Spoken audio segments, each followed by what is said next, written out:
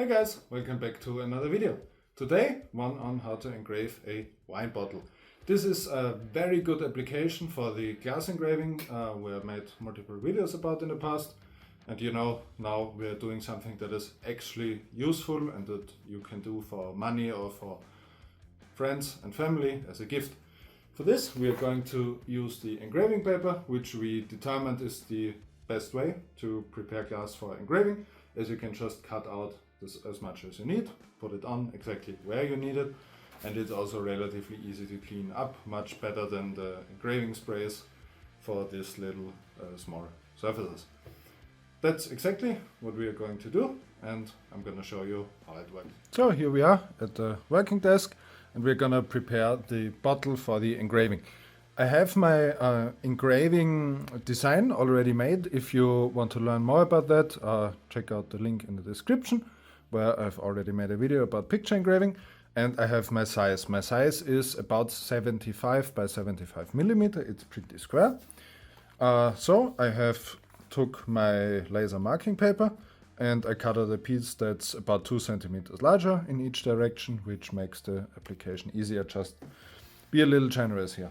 Then we need to degrease our bottle and also find a good spot. Now what I found the best thing is if you can get a bottle that has a label that's all the way around at the top. If it has a back label like this and you don't want to put anything there, it's okay. But on the front I think it looks best if it has just a narrow band on the top and you can put your engraving on the bottom here. Otherwise you will need to remove either one of those labels and it's not ideal.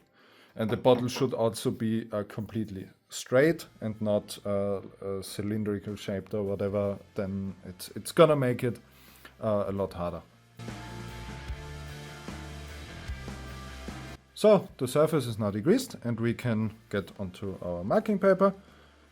It's a lot harder to position it from side to side than up and down.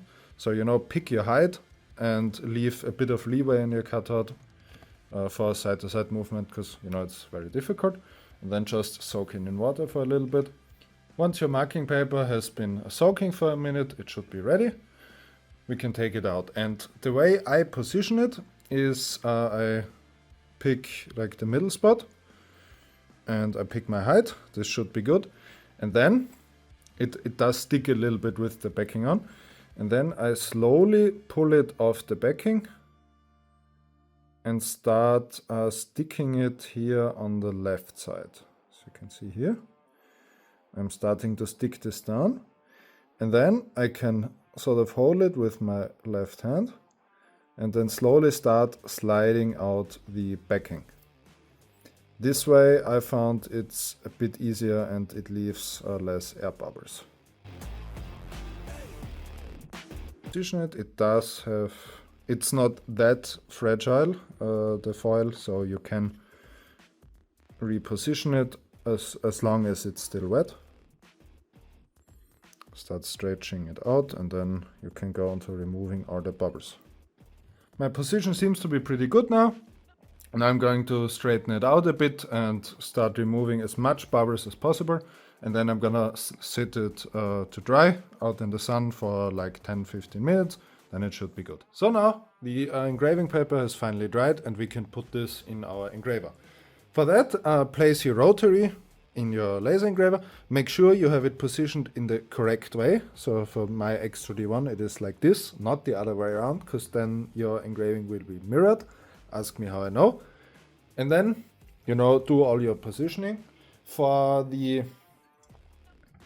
focus, what I usually do is I will take my engraving head and then I will, extend the focus aid and then kind of test out where the middle is, lower it down, tighten the screw, and then I will run it back and forth. And if the focus aid just catches on one little spot, that means that on this little spot, that's where your focus point is and that's where your center point is, where you then afterwards need to place your engraving head. So for me, right where this N is, that's where I'm focused on. So later when I turn the machine on and it shows me the cross laser, I know I have to place my cross on this N, and this is where, you know, the middle point of the bottle is. Obviously, you will also need to position the bottle itself so that it is straight and that your engraving will start in the middle. Now that everything is placed correctly, make sure to double check everything.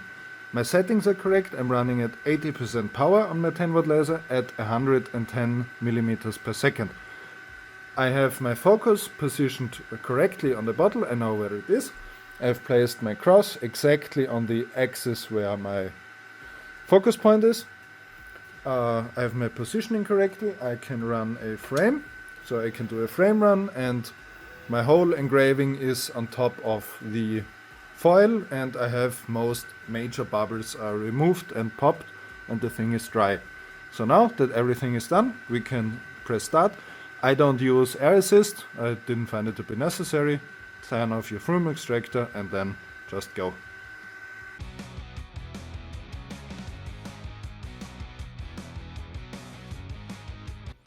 And this is what our finished engraving looks like. It's now got the paper on, so we can remove it. The best way is to use some solvent, drip it down from the top, and let it soak a little bit, and then you can use a sponge to scrape it off, and then you're only left with the engraving. And this is the final engraving after it has been cleaned up most of the way. You can see a little small pieces left of the engraving paper, but those should wipe off. It looks very, very nice. It is pretty detailed. I mean, you can obviously make out the picture, and you know, most of the stuff is in the preparation, and then the actual engraving will usually go pretty well. So that was it. Thank you for watching. I hope you learned something. I hope I gave you ideas for your own little projects with your engraver. It is pretty easy to do. The engraving paper makes it super straightforward and easy to clean up, and that's hands down the best way to do this kind of stuff on glass. If you liked it and if you learned something, then consider subscribing and giving the video a like, and then I will see you on the next one. Bye bye.